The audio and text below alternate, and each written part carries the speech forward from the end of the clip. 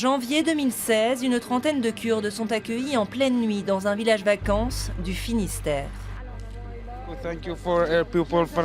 Merci aux Français, merci au gouvernement de nous aider.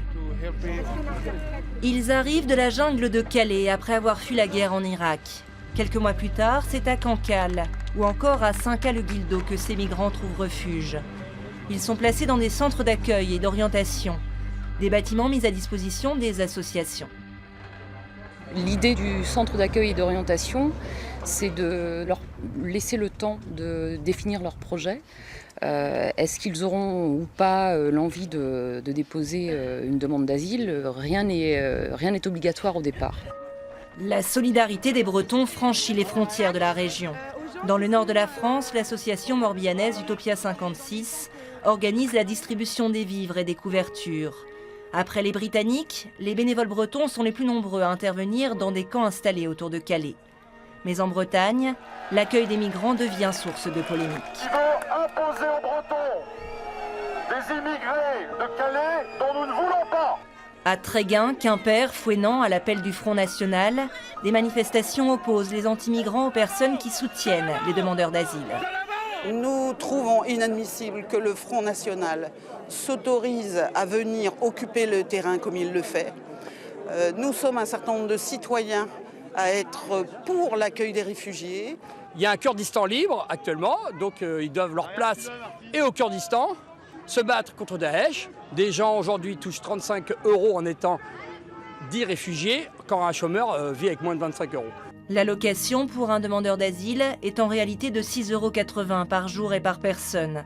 Après l'évacuation de la jungle de Calais en octobre, le sujet prend plus que jamais une tournure politique. Il y a d'un côté les patriotes, c'est-à-dire le camp du Front National, et de l'autre côté ceux qui veulent imposer à la France des arrivées massives d'immigrés alors que nous n'en avons plus les moyens.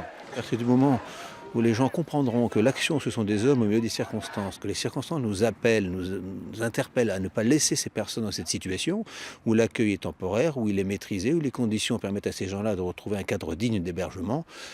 Mis à part la mauvaise foi ou vraiment une absence de respect de la dignité humaine, je ne vois pas ce qu'il peut y avoir comme obstacle. Les migrants, eux, parlent peu. C'est dire l'importance du témoignage d'Esra qui confie à l'une de nos équipes le récit de sa fuite du Soudan. Le bateau s'est cassé et a coulé au fond de la mer.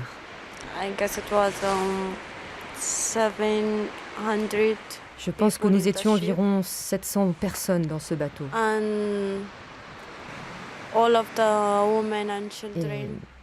Et toutes les femmes et les enfants sont morts. Esra et Samir sont aujourd'hui dans le Finistère et espèrent désormais pouvoir rester en France. Et le grand témoin de cette rétrospective, c'est Anne Morillon, bonjour. Vous êtes sociologue spécialiste des questions d'immigration en Bretagne. On l'a vu dans le reportage qu'on vient de voir, donc il y a eu des crispations, même si elles sont peut-être minoritaires. Comment on peut expliquer ça, ou en tout cas, est-ce qu'on voyait ce type d'événement il y a 15 ans ?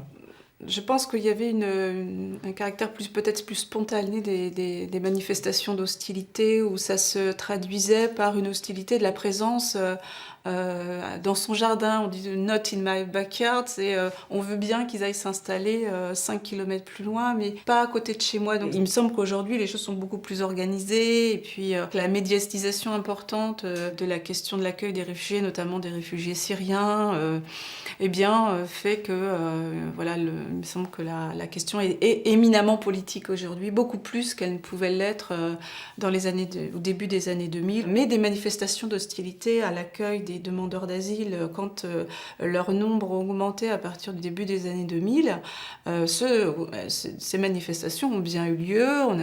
On a vu à l'époque des reportages, notamment de France 3, où on voyait des pancartes avec « La Bretagne n'est pas une terre d'accueil ».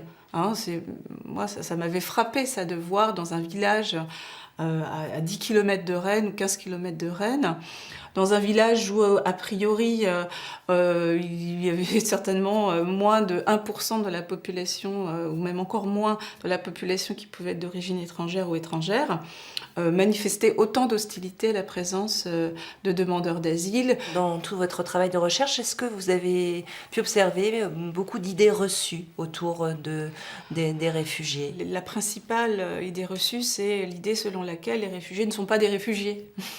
Ce sont des personnes qui, on va dire, profitent du système de l'asile en France pour immigrer. Hein, ça, c'est la première idée reçue, peut-être qui voilà, traverse un peu l'actualité récente sur la présence de réfugiés, alors en Bretagne, pas seulement évidemment, en France et au-delà. Donc toute la procédure consiste à identifier les personnes qui sont des vrais réfugiés, des personnes qui sont des réfugiés économiques, hein, pour reprendre une terminologie qui n'a pas grand sens, mais qui est pourtant utilisée. Et on va retrouver aussi cette idée que les réfugiés, il y a les bons, il y a les moins bons, et c'est vrai que ce que moi j'ai pu observer, c'est le fait que les personnes qui sont de religion, de culture arabo-musulmane seraient quand même regardées avec méfiance aujourd'hui, alors que par le passé, elles faisaient l'objet d'un accueil plus chaleureux. Merci beaucoup.